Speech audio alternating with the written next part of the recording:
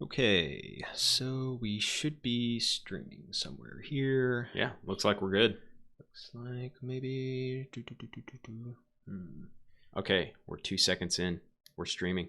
Yes. Yeah, looks like it is. Yeah, it's definitely showing up now. So that's great. Yeah, okay. So we should probably get started then. Yeah. All right. So today what we have is a small test for the YouTube live streaming, of course. But on the other hand, we have something to actually talk about, so we're not just shit posting here on YouTube. So I'm going to bring up a article here real quick. All right, so we've got a Ars Technica article here. Yeah, this was a little bit old, but there's been some recent developments in the case, and it's looking more and more like Oracle is going to win. Okay, they're basically in the last stages of the consideration, supposedly, of this case, and it's going to have huge consequences. Basically, the argument Oracle is making is that the API they built for Java is copyrighted, and that what Google did to build Amazon, to build Android, the Android SDK. Yeah, to build the Android SDK was essentially just taking the Java API and copying it, right, and thereby violating copyright. Well, the fact is, practically every single open standard out there is going to be violated by this in some way or another, right? Because they were almost all starting out as some corporate API to get some specific job done that basically got it grew legs and started running, right? Right. The only types of exceptions you have are some stuff that really did not spring out necessarily of a corporate API in general, but that was open source from the get-go, which, interestingly enough, Perl's probably in that boat as far as an open source from the get-go one with its artistic licensing. But yeah, and certainly things like ECMA script has done the right move on that regard by being open source from the very get-go, and a lot of that has to do with Mozilla and Ike and all those guys sort of seeing the future in a lot of ways, I suspect, about these exact sort of situations. But the most important thing here is, what are the consequences if Oracle actually wins this suit? Right. So they're seeking redress for damages in the amount of tens of millions of dollars, something like that. Well, yeah, it's like a obnoxious amount of money, frankly. Yeah, and so that means that everyone who is trying to build a platform here a little bit. Yeah, okay. The camera a little bit shifted over, because then it gets us a little bit better in the frame. Yeah, it does. Yeah. So anyways, the point is, anything using the using a programming language or a DSL or something that is copyrighted by a firm, they're essentially now going to be locked in for life.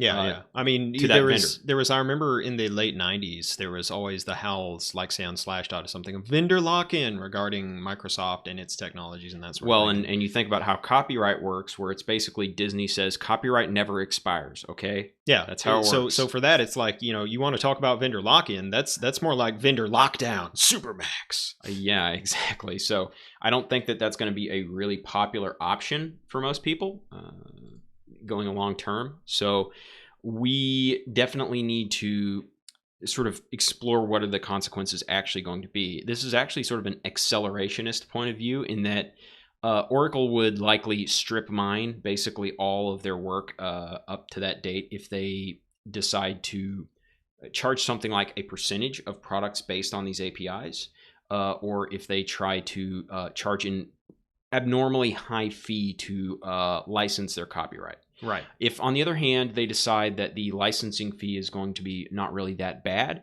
then the consequences of this, at least for Oracle and for Java and for MySQL, are not going to be that bad in the near term. Essentially, the market can only bear so much extra cost when it comes to these sorts of goods and services and standards. Yep. And if they decide to extract too much, that just means that Java and MySQL are going to be on a one-way ticket to irrelevance very quickly, and the open source alternatives are going to very quickly win, right? Yep. So I think that that's most likely what's actually going to happen, is that regardless of whether or not they are reasonable, other companies are going to see this precedent and they are not going to be reasonable. Some will, some won't. And the point is that the businessman out there is going to basically just do the I'm going to protect myself by default option, which is going to be screw this. I'm using open source options and nothing else, that way or the highway. Yeah. Because it's the only way you can be sure your business is actually going to be safe. Right. It's more of a risk management perspective where you don't know what the risk is to using this proprietary technology. Like, say it's Go, which is Google, or it's Java, which would be Oracle in this case. Well, what exactly is going to happen with this? So if they want to claim the copyright and be Indian givers on it, then what's going to happen? Then you're screwed. You're locked into this firm. You're effed. So, the only way you're going to really have protection here is, it's a big vindication for Stallman in any event, because copyleft's going to be then the only thing protecting you with GNU licenses, BSD licenses, like a Perl artistic license, that sort of thing will be the only thing protecting a company. Well, and think about this. Basically, everybody making a C API, if AT&T actually decides to enforce copyright on C, then we're absolutely totally screwed. Everybody's ABI is going to have to be literally thrown out. Yeah. I think it's such a radical sort of insanity to think that AT&T would be this stupid to actually try and enforce a copyright on that.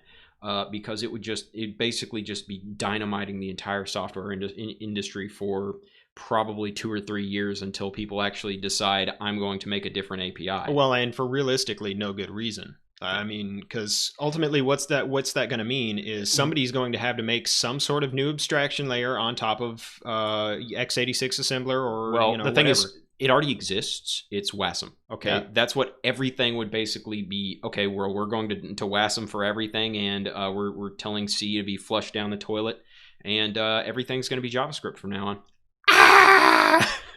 So I mean, is this the sort of dystopian hell world you want to live in? I mean, maybe it's not a dystopian hell world. Actually, WASM and the JavaScript philosophy works very well on modern processors. Right, and for the most part, it could mean a move to other types of VMs as your basically core API for implementing your kernel, that sort of thing, that are all open source, which could be interesting. But again, that's a huge disruption to the current software economy. Yeah, and I am not sure that, based on the arguments in the article, it's clear that the Supreme Court are not particularly understanding exactly the consequences involved here. So it's increasingly likely, like I said, that Oracle is going to win, but it's going to be win what? Yeah, it's one of the most Pyrrhic victories you could imagine for the software world, because okay, short term you get a shitload of money, but long term it's like it's not just shooting yourself in the foot, it's shooting yourself in the head. Yeah, exactly, because nobody is going to rely on anything that has this sort of Damocles, because it's literally 80% of software is vulnerable to this. Well, right, and it points to some concepts that many economists, particularly some of the heterodox Misesians, have talked about. Even the behaviorists. But yes, the behaviorists also talk about this, where they're talking about regime uncertainty or policy uncertainty, something like that, where whenever you have these huge earth-shaking changes in law and that sort of thing, basically people just run for the hills. Yeah, people run for the hills, and it just chills economic activity. Whereas beforehand, if typically the Misesian standpoint was, well, just don't change law and then you're good to go, you don't have the uncertainty. But I mean, things are always going to change, but certainly when you have this has been going on for close to 40 years. This whole I'm remixing everybody's APIs and it's basically fair use.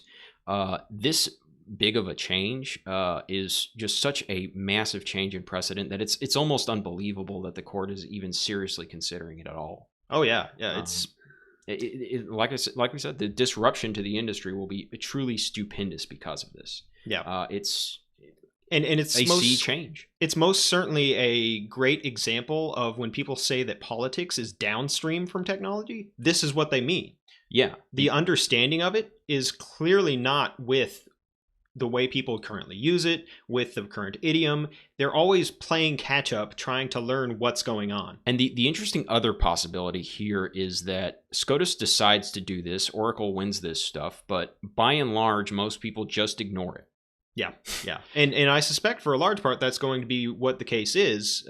Because, I mean, does anybody seriously expect Bell Labs to decide to prosecute people who use ANSI C? Yeah, no, they're not crazy. Well, and frankly, like, what's that going to do to Bell Labs and, you know, the inheritor of it, which is AT&T? What's that going to do in the industry and with the other corporations that rely on C code? They're just going to form a coalition and countersue the bejesus out of them and literally try to kill them. This is the sort of thing where, like, corporate espionage and big time, you know, like corporate wars, if there was some sort of thing that was like an espionage kind of event caused by that, that sort of big change would actually be a good justification for that. Because the amount of money that could be involved, the amount of disruption that could be involved is huge.